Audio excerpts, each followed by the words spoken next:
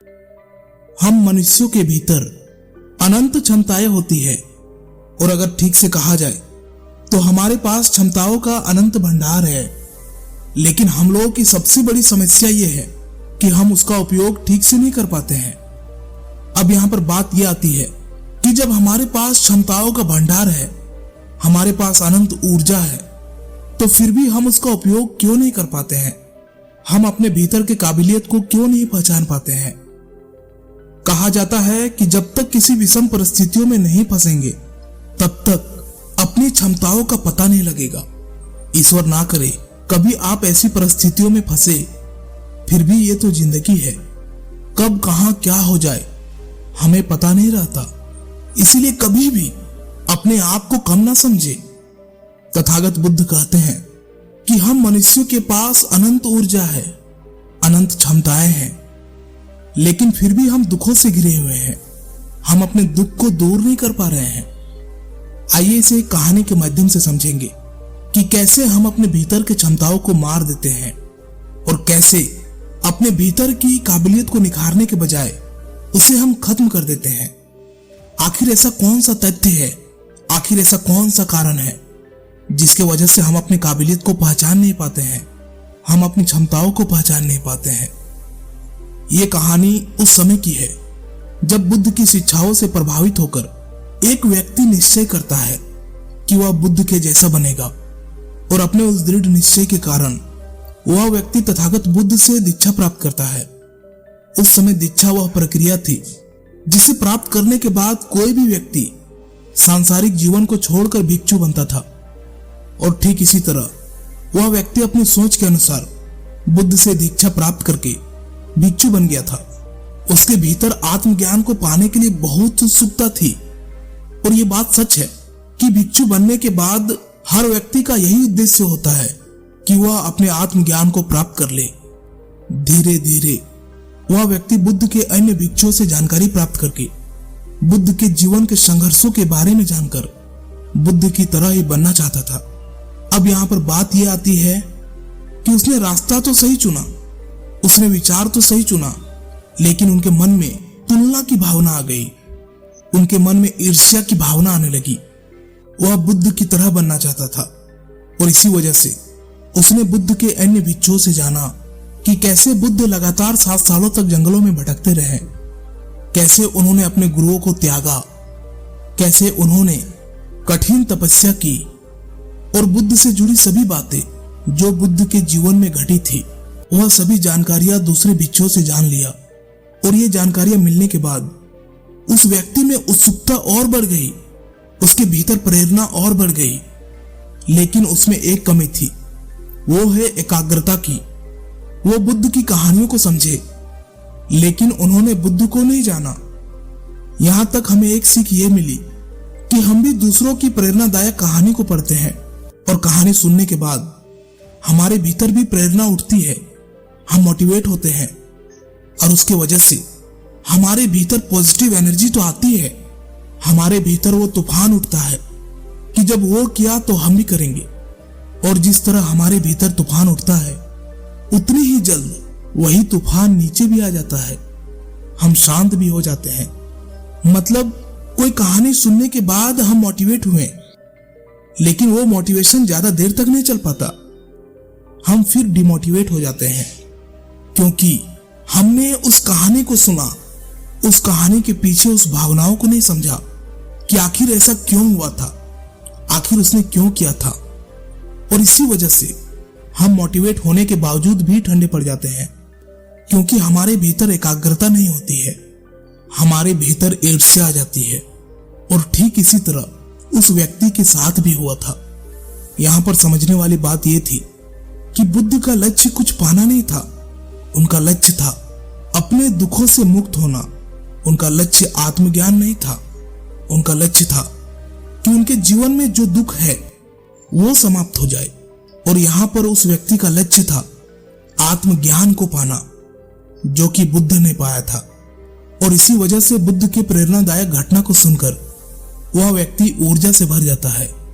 वह व्यक्ति तय करता है कि वह भिक्षु बनकर बिल्कुल बुद्ध के जैसा ही जीवन जिएगा, क्योंकि उसके भीतर बुद्ध के जैसा आत्मज्ञान पाने की लालसा आ गई थी।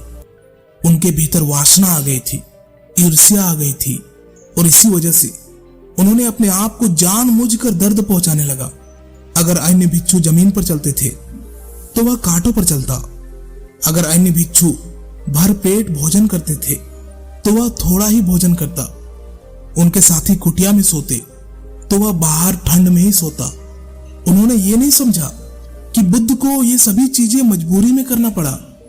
बुद्ध के समय साधन नहीं थे, ऐसी व्यवस्था नहीं थी, उन्हें सही गुरु नहीं मिल रहे थे, और इस तरह वह व्यक्ति अपने हर काम को भिक्षुओं से अलग करता था।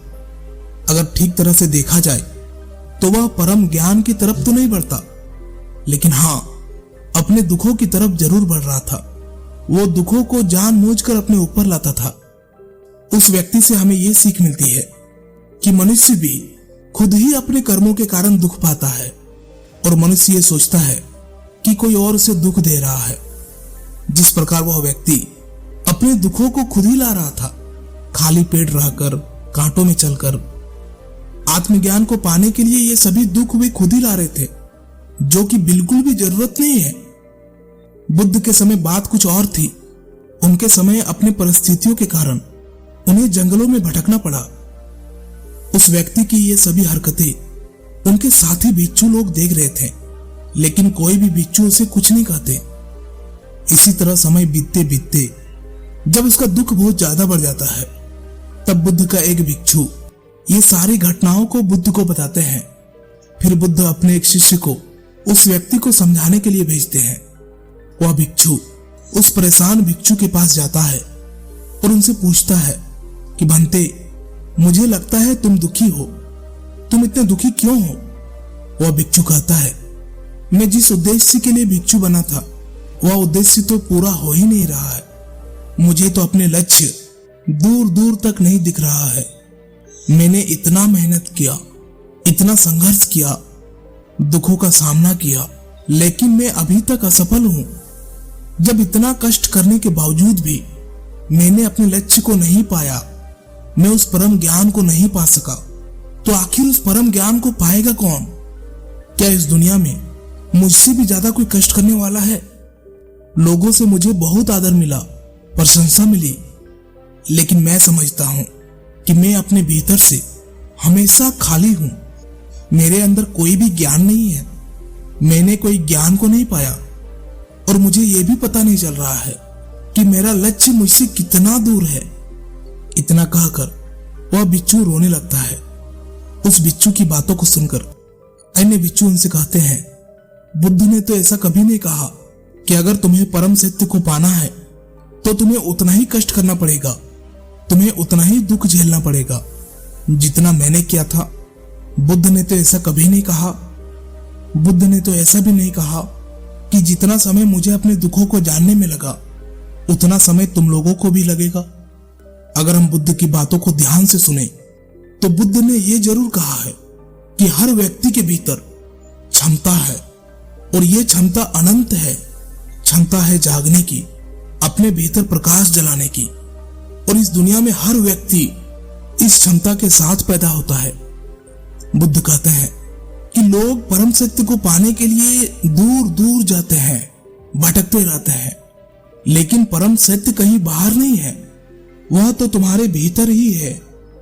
अगर तुम चाहो तो अभी पालो। वह भिक्षु की ये बातें सुनकर व्यक्ति और परेशान हो जाता है। फिर उनसे दोबारा पूछता है, फिर बुद्ध को परम सत्य पाने में इतना समय क्यों लगा? क्यों उन्होंने इतना कष्ट सहा? व्यक्ति की बातों को सुनकर भिक्षु कहते हैं, क्योंकि बुद्ध अपने समय में ऐसे बहुत सारे कार्य किए जिनको करने की कोई आवश्यकता नहीं थी। सबसे बड़ी समस्या उस समय यह थी कि बुद्ध के पास उन्हें कोई बताने वाला नहीं था, उन्हें कोई मार्गदर्शन देने वाला नहीं था कि क्या सही है, क्या गलत है। इसलिए उन्हें सब कुछ करके देखना पड़ा। लेकिन हमारे पास सबसे बड़ी सहायता यह है कि हमारे पास बुद्ध है, हमारे पास बताने वाला है, हमारे पास मार्ग दिखाने वाला है। हमें बस करना कुछ नहीं है, बस ध्यान से बुद्ध को समझने की आवश्यकता है। फिर वह भिक्षु व्यक्ति से दोबारा कहता है कि जितना समय तुमने अपने भीतर कष्ट पहुंचाने में लगाया, उतना समय में अगर तुम अपने भीतर को जानने में लगाते, ध्यान में लगाते, तो खुद को और ज्यादा बेहतर समझ पाते। मेरी एक बात याद रखना कि अगर कष्ट स्वाभाविक है, अगर तुम्हारा दुख स्वाभाविक है, तो वो बुरा नहीं होता। लेकिन अगर वही कष्ट मनुष्यों के द्वारा बनाए गए हैं, तुम्हारी बनावटी है, तो वो कष्ट दुखदाई होती है। इसीलिए तुम्हारा लक्ष्य होना चाहिए अपने दुखों को दूर करो, अपने कष्टों को दूर करो, ना कि आत्मज्ञान पाने की। अगर तुम अपने दुखों को समझ जाओगे, अपने कष्टों को समझ जाओगे, तो इसका मतलब तुम अपने भीतर को ही जान जाओगे। और भीतर उतरने का एक ही रास्ता है, ध्यान करना।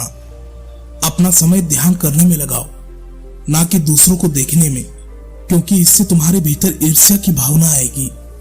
इसीलिए दूसरों के साथ अपनी तुलना ना करें, क्योंकि जितना समय आप तुलना करने में बर्बाद करते हो, आप अपने आप को कम महसूस करने में बर्बाद करते हो, उतना ही समय अगर अपने विचारों में लगा दे, अगर अपने आप को जानने में लगा दे, तो आपकी क्षमताएं और काबिलियत कहीं गुना बढ़ सकती है।